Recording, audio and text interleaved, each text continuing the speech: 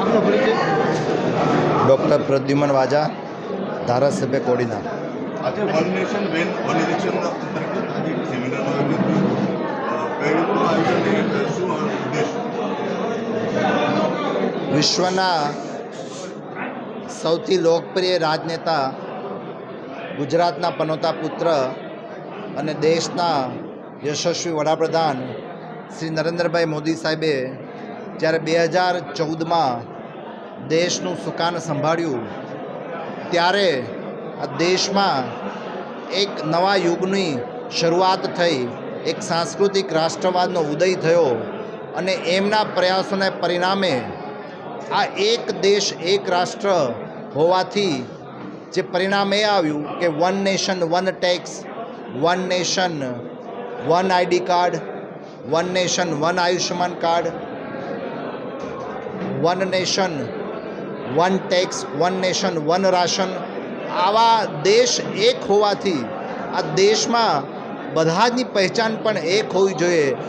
એમાંથી એક નવો જે આગામી દિવસોમાં જે સંકલ્પ છે એટલે કે એક રાષ્ટ્ર એક ચૂંટણી, one nation one election. Bharat દેશમાં 1967 સુધી આ દેશમાં એક સાથે લોકસભા અને વિધાનસભાની ચૂંટણીઓ થતી હતી, પરંતુ ત્યારબાદ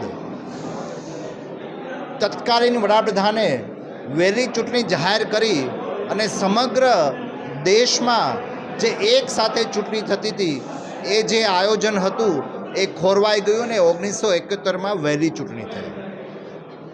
પરંતુ નરેન્દ્રભાઈના પ્રયાસે એક લોકશાહી ઢબે આ વન નેશન વન ઇલેક્શનનો જો સંકલ્પ છે એ સાકાર થાય એ માટે એક ઉચ્ચ સ્તરીય સમિતિ પૂર્વ રાષ્ટ્રપતિ ડૉક્ટર રામનાથજીની અધ્યક્ષતામાં ગઠન થયું. એ સમિતિએ પોતાનો અહેવાલ પણ સુપ્રત કર્યો. ત્યારબાદ સુધારા બિલ પણ રજૂ થયું.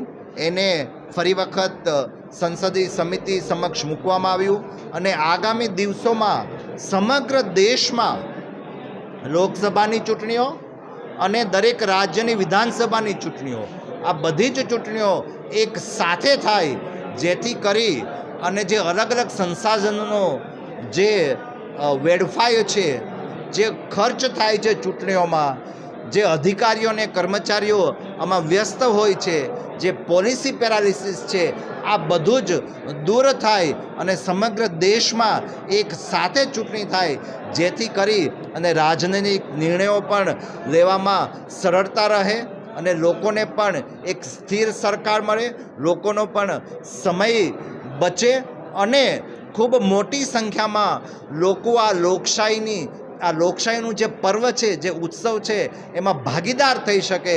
એ માટે વન નેશન વન ઇલેક્શનનું આયોજનનો સંકલ્પ સાકાર થાય એ માટેની દિશામાં આજે આ બોટાદ વિધાનસભા ખાતે એક સેમિનારનું આયોજન કરેલું.